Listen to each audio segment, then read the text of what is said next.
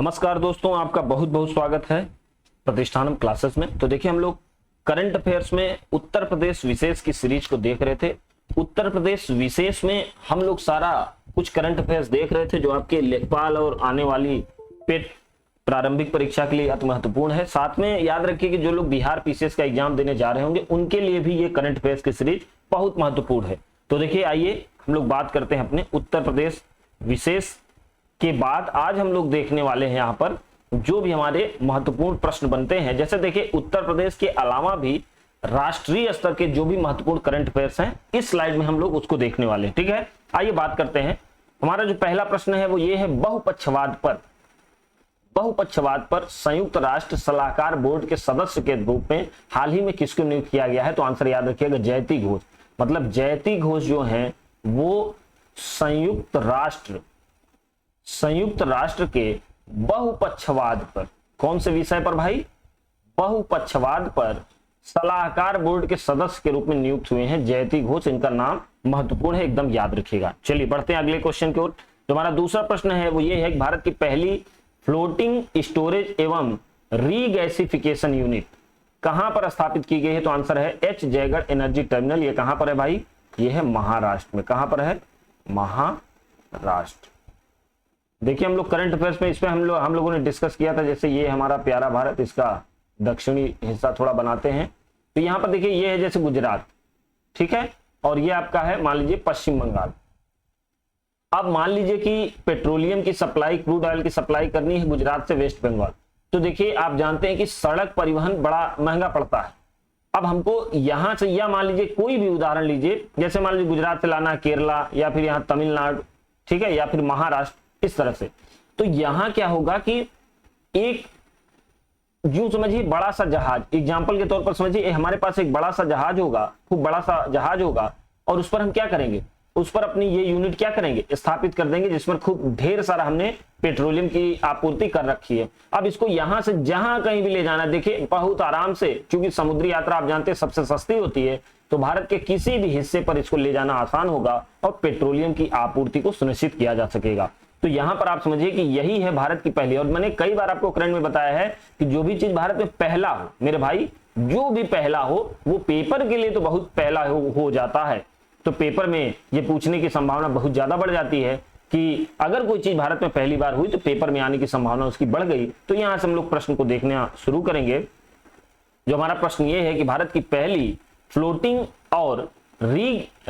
Storage और regasification unit कहां पर स्थापित हुई है? महाराष्ट्र में। महाराष्ट्र में कहां? में भी ऐसे भी आ सकता है, जगह पूछ ले तो महाराष्ट्र में कहां? एच जयगढ़ एनर्जी टर्मिनल पे, ठीक है। तो एच जयगढ़ एनर्जी टर्मिनल, ये नाम याद रखेंगे आप, ठीक है। यहां पर भारत की पहली फ्लोटिंग स्टोरेज और रीगैसिफिकेशन यूनिट स्थापित हुई है। आइए बढ़ते हैं अगले क्वेश्चन की ओर। जो हमारा अगला प्रश्न है वो ये है कि सागर परिक्रमा का संबंध किससे है? तो सागर परिक्रमा का संबंध गुजरात के तटीय मछुआरों से है। तो पहला तो ये सागर परिक्रमा बोल दे तो ये मत समझिएगा कि जैसे ऑप्शन दे दे कि सागरों को मजबूत करना या समुद्री प्रबंधन करना, ऐसे ही ऑप्शन देगा आपको कंफ्यूज करने के लिए। तो ये सब मत दिमाग रखिएगा। या ऐसे बोल दे सागर माला के एक अवशेष के रूप में या सागर माला के अंश के रूप में, इस तरह से क्वेश्चन, मतलब ऑप्शन में कभी मत जाइएगा। सागर परिक्रमा का संबंध सीधे सीधे गुजरात के जो तटीय मछुआरे हैं उनकी समस्याओं से निजात दिलाने के लिए एक नई पहल गुजरात सरकार के द्वारा शुरू की गई है, जिसका नाम है सागर परिक्रमा, ठीक है। तो इसको याद रखिएगा। आइए बढ़ते हैं अगले क्वेश्चन की ओर। जो हमारा अगला प्रश्न है वो ये है, प्लास्टिक कचरा की समस्या को खत्म करने के लिए इसका समस्या का निवारण, ठीक है। तो प्लास्टिक कचरे की समस्या के निवारण के लिए हाल ही में कौन सी पहल शुरू की गई है? तो याद रखिएगा, संभव और स्वावलंबन, ठीक है। संभव और स्वावलंबन, जो कि सूक्ष्म, लघु एवं मध्यम उद्योग मंत्रालय द्वारा शुरू किया गया है। एमएसएमई इसीलिए मैंने लिख दिया है, ठीक है। तो सूक्ष्म, लघु एवं मध्यम उद्योग मंत्रालय द्वारा एक नई पहल शुरू की गई जिसका नाम है संभव और स्वावलंबन, और ये जो है प्लास्टिक कचरा की समस्या को समाप्त करने के लिए लिया गया पहल है, शुरू किया गया पहल है। आप जानते हैं कि भारत में 1 जुलाई 2022 से सिंगल यूज प्लास्टिक पूरी तरह बैन है। आप सबको पता चल रहा होगा, जब आप सब्जी उब्जी लेने जाते होंगे तो आपको प्लास्टिक मिल नहीं रही होगी। तो सिंगल यूज प्लास्टिक को भारत में कब से बैन कर दिया गया? ये भी प्रश्न महत्वपूर्ण है, 1 जुलाई 2022। अब मेरा प्रश्न यहां पर आपसे ये है कि भारत सरकार ने सिंगल यूज प्लास्टिक को खत्म करने का लक्ष्य किस वर्ष तक निर्धारित किया है? आपके पास ये ऑप्शन है 2021, 2022, 2023, 2024। वीडियो आप देखें तो कमेंट बॉक्स में जरूर आंसर करिए ताकि हमको पता चले कि आपको ये चीजें याद आ रही कि नहीं आ रही। ठीक है, तो मेरा प्रश्न ये है कि सिंगल यूज प्लास्टिक को खत्म करने का लक्ष्य भारत सरकार ने किस वर्ष तक के लिए लिया है? तो आंसर याद रखेंगे, मतलब आंसर नहीं बताऊंगा मैं, आप ये कमेंट बॉक्स में आप कमेंट करेंगे। ठीक है, तो यहां पर और दूसरी बात ये सिंगल यूज प्लास्टिक को बैन कर दिया गया भारत में 1 जुलाई 2022। अगली सबसे महत्वपूर्ण चीज ये कि संभव और स्वावलंबन क्या है, ऐसे प्रश्न पूछा जाएगा, संभव और स्वावलंबन क्या है? तो आप जरूर उत्तर दे सकते हैं इसका कि भाई प्लास्टिक कचरा की समस्या को खत्म करने के लिए एमएसएमई सेक्टर द्वारा शुरू की गई ये पहल है। ठीक है, महत्वपूर्ण प्रश्न है। देखिए प्रश्नों का कलेक्शन बहुत शानदार है, इसलिए मेरा रिक्वेस्ट समझिए या सलाह समझिए, बस इसको नोट्स बनाकर याद करते चले जाइएगा। आप देखिएगा पेपर में आपको यहां से प्रश्न देखने को जरूर मिलेंगे। ठीक है, आइए बढ़ते हैं अगले क्वेश्चन की ओर। जो हमारा अगला प्रश्न है वो यह है कि 4 धाम परियोजना के लिए एक उच्च अधिकार समिति बनाई गई है और उसके अध्यक्ष के रूप में किसको नियुक्त किया गया है? तो याद रखिएगा अर्जुन कुमार सीकरी।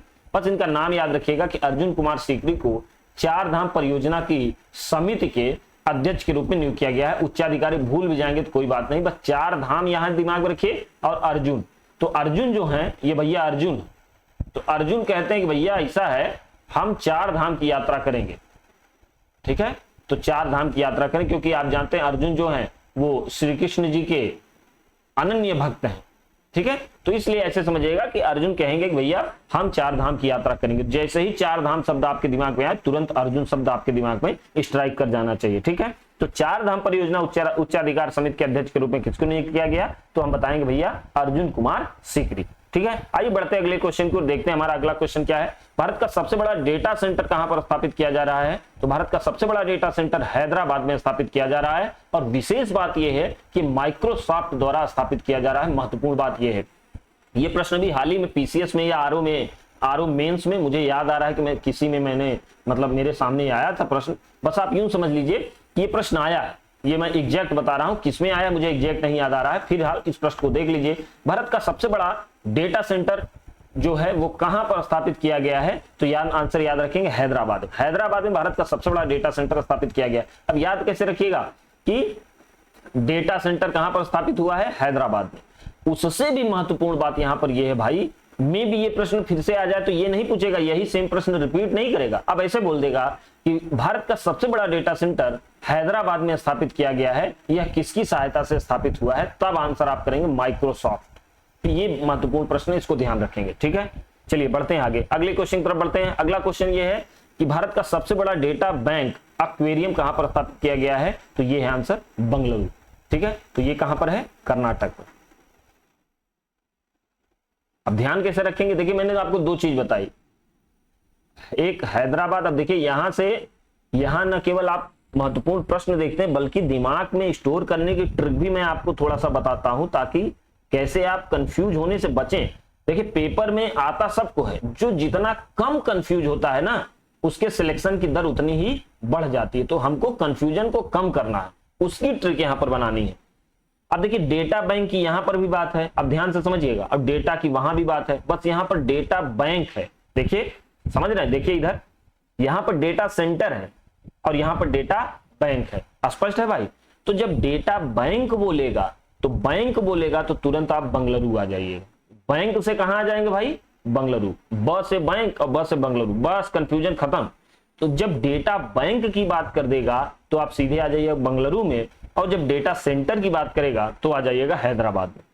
उम्मीद करता हूं कि आपको ये समझ में आ गई होंगी बातें। आगे बढ़ते हैं, इसलिए बार बार आपको बताता हूं मेरे भाई, क्योंकि देखिए भारत का प्रथम है, बार बार एक ही चीज बता रहा हूं, अगर कोई भी चीज भारत में प्रथम है तो किसी भी पेपर में आप बैठ रहे हैं, किसी भी पीसीएस में, आईएएस में, बीपीएससी में, पेट में, लेखपाल में, कोई भी पेपर आप दे रहे हो, सब में ये प्रश्न बड़े महत्वपूर्ण हो जाते हैं। इसलिए इन सब प्रश्नों पर विशेष ध्यान रखिएगा। चलिए बढ़ते हैं अगले क्वेश्चन की तरफ बढ़ते हैं। वर्ल्ड हैप्पीनेस इंडेक्स, ठीक है, यहां पर देखिए ये है वर्ल्ड हैप्पीनेस इंडेक्स में भारत की रैंकिंग क्या है? तो आंसर याद रखिएगा 136। याद रखिएगा वर्ल्ड हैप्पीनेस इंडेक्स ये 2022 है, इस बात का विशेष ध्यान रखेंगे आप। तो आप जानते हैं कि इस कौन जारी करता है? United nation sustainable development solution network.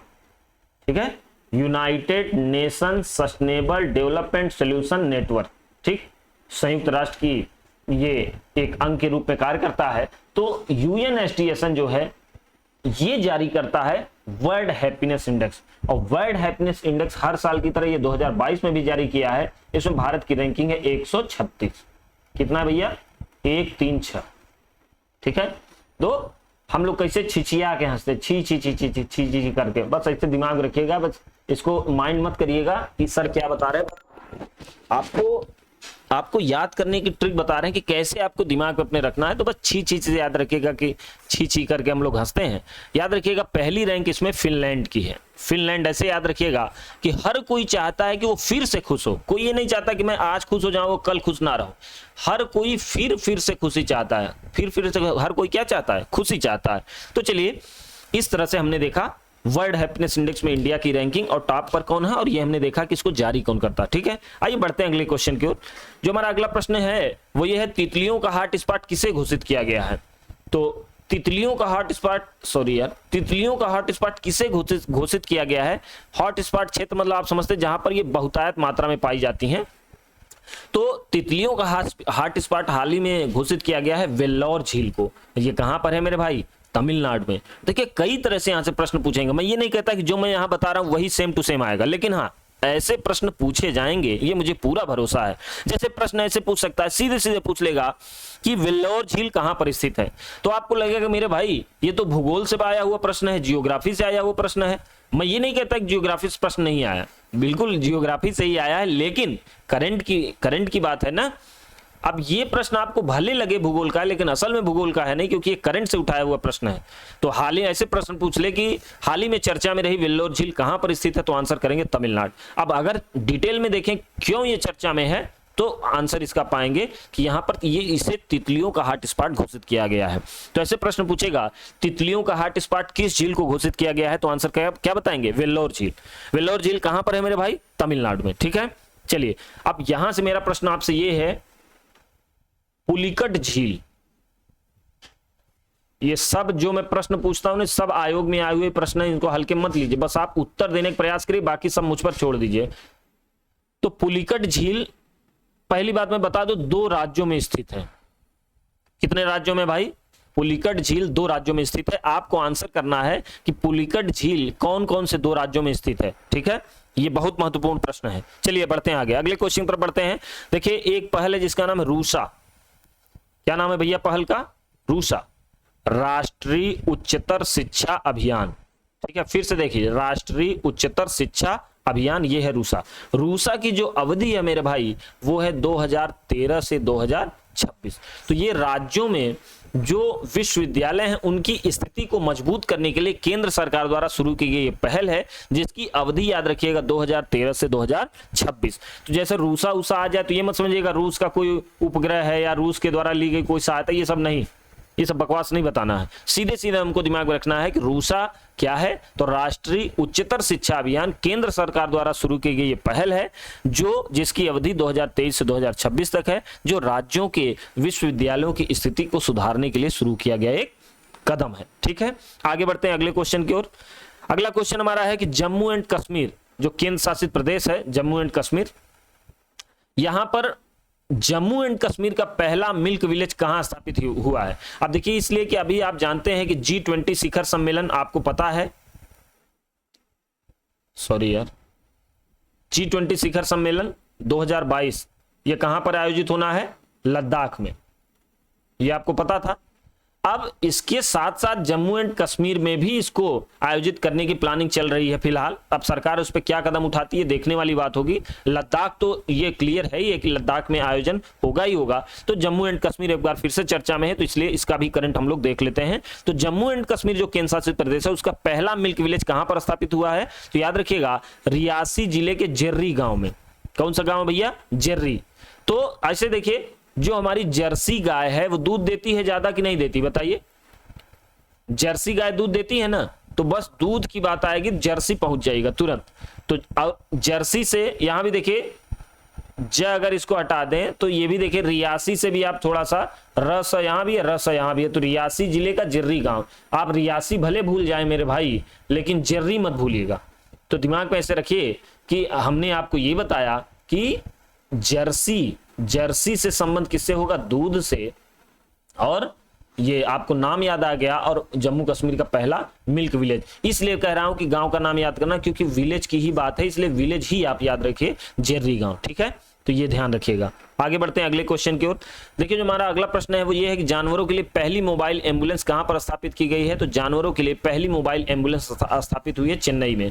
तो देखिए इसका मतलब ये है कि जैसे मान लीजिए कि ये सड़क है, ठीक है, यहां पर मान लीजिए कोई जानवर है, या मान लीजिए कोई ग्रामीण क्षेत्र, कोई भी क्षेत्र आप मान लीजिए जहां पर कोई मान लीजिए जानवर है, तो अब इसको इसके इलाज के लिए हमको कहीं इसको ले जाना पड़ता होगा, जो पशु चिकित्सालय वहां ले जाना पड़ता है। तो इसके निदान के लिए चेन्नई सरकार ने एक पहल शुरू की कि भैया जहां पर ये पीड़ित है तुरंत आप बताएं और वैन आएगी वहीं पर उसी स्थान पर उसका इलाज करके फिर चली जाएगी। तो ये बहुत शानदार पहल है। तो जानवरों के लिए पहली, अब देखिए वही चीज है, देश में पहली है तो इसलिए महत्वपूर्ण है मेरे भाई। तो जानवरों के लिए पहली मोबाइल एम्बुलेंस कहां पर स्थापित हुई है, चेन्नई में। ठीक है, चलिए बढ़ते हैं अगले क्वेश्चन की तरफ। भारत का पहला पूर्ण स्वामित्व वाला महिला पार्क कहां पर स्थापित हुआ है। तो आंसर है हैदराबाद। बस इसमें कोई दिमाग नहीं लगाना, बस दिमाग रखिएगा कि भारत का पहला पूर्ण स्वामित्व वाला महिला, अब याद ऐसे रखिएगा, केरल ओरल मत पहुंच जाइएगा, सामान्य तौर पर आप जा सकते हैं इसलिए बता रहा हूं, बस दिमाग में रखिएगा महिला, देखिए ह है ना, ह से पकड़ लीजिएगा, तो महिला, और यहां हैदराबाद। ठीक है, तो हैदराबाद में महिला पार्क बना है, इसको दिमाग में रखिएगा। हैदराबाद में क्या बना भैया, महिला पार्क बना है, जो भारत के पूर्ण स्वामित्व वाला भारत का पहला महिला पार्क है। ठीक है, आइए बढ़ते हैं अगले क्वेश्चन की ओर। स्टैच्यू ऑफ इक्वलिटी कहां पर स्थापित हुआ है। तो इसका आंसर भी है हैदराबाद। तो ये तो हालांकि पुराना प्रश्न हो गया, मुझे नहीं लगता कि अब आपके पेपर में आ गया, लेकिन फिर भी जान लीजिए, जो संत रामानुजाचार्य हैं, रामानुजाचार्य, आप जानते हैं कि वैष्णव धर्म के ये प्रचारक रहे हैं, और वैष्णव धर्म को पूरे भारत में विस्तार करने का इन्होंने काम किया।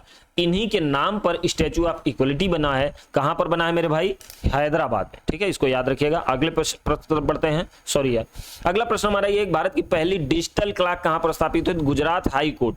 हुआ क्या है कि गुजरात हाई कोर्ट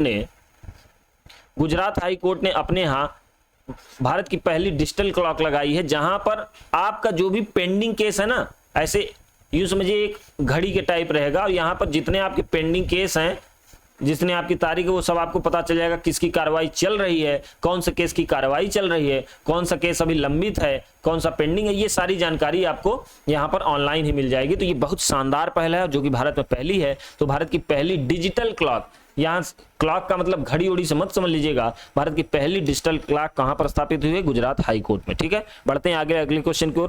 फेथ 2035 का संबंध किससे। ये देखिए बहुत सरल प्रश्न है। तो फेथ का संबंध है पर्यटन से।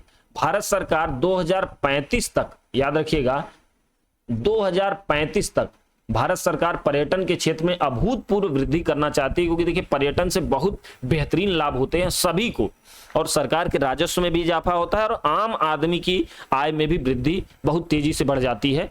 क्योंकि आप जानते हैं कि कहीं पर अगर पर्यटन का कोई क्षेत्र है तो उससे प्रत्यक्ष या अप्रत्यक्ष रूप से जितने लोग जुड़े हैं सबको फायदा होता है। ठीक है, अभी हाल ही में चर्चा में रहे थे, मतलब जाने दीजिए, राजनीतिक बात नहीं करेंगे, नहीं तो गड़बड़ हो जाएगा। बढ़ते हैं अगले क्वेश्चन की ओर। फिलहाल यहाँ पर आप ये याद रखिएगा कि फेथ अगर कभी आ जाए, फेथ का संबंध किससे, तो याद रखिएगा पर्यटन से। ठीक है, वर्ष कब तक निर्धारित है इसके विकास का, 2035 तक। बढ़ते हैं अगले क्वेश्चन की तरफ। अगला प्रश्न है, अटल सुरंग की लंबाई कितनी है। तो अटल सुरंग की लंबाई है 9.02 किलोमीटर। एकदम इसको याद रखिएगा, बहुत महत्वपूर्ण चीज है। प्रश्न सीधे सीधे पूछा जा सकता है कि ये, चूंकि अटल सुरंग अभी चर्चा में, जो बेल्ट वो बोलते हैं ना कि सीमा सड़क संगठन, ठीक है, बॉर्डर रोड ऑर्गेनाइजेशन, इसके द्वारा बनाई गई जो अटल सुरंग है, इसको अभी सबसे बेहतरीन अवार्ड मिला है, सबसे बेहतरीन सुरंग इंफ्रास्ट्रक्चर का अवार्ड मिला है अटल सुरंग को। तो चर्चा में फिर से आ गई। तो इसकी लंबाई याद रखिएगा 9.02 किलोमीटर।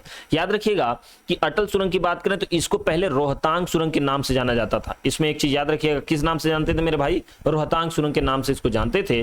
और याद रखिए ये मनाली से लेह को जोड़ने वाली सुरंग थी। तो कहां से कहां जोड़ती भैया, मनाली से लेह, ये जोड़ती है कौन सी, रोहतांग सुरंग, जिसका नाम अटल सुरंग हो गया। इसकी लंबाई कितनी है, 9.02 किलोमीटर। एग्जैक्ट डेटा याद रखिएगा। पता है प्रश्न कैसे पूछ सकता है, अगर मान लीजिए पूछ लिया 9.01 ऐसे भी पूछ सकता है, इसलिए ये सब मत सोचिए कि 9 याद करके खाली हो जाए, जो बता रहे हैं वो एग्जैक्ट याद कर लीजिए। ठीक है, चलिए अगले क्वेश्चन तरफ बढ़ते हैं। क्या है भाई? अच्छा ठीक है, तो आज के प्रश्नों में इतना ही था यार। ठीक है, तो फिर से हम आपसे मिलेंगे अगले एक नए सीरीज के साथ, नई कड़ी के साथ। तब तक आप लोग नोट्स बनाकर अच्छे से तैयारी करते रहें, और आपको अगर वीडियो अच्छा लगे तो कमेंट बॉक्स में मुझे उत्साहवर्धन के रूप में बता सकते हैं। बाकी आप लोग तैयारी बढ़िया से करते रहें। मेरा यही निवेदन है कि नोट्स जरूर बना लें, क्योंकि आने वाले हर एग्जाम में आपके लिए करंट अफेयर्स बहुत रामबाण साबित होंगे। आशा करता हूं आपको वीडियो अच्छा लगा होगा। पूरा वीडियो देखने के लिए बहुत बहुत धन्यवाद।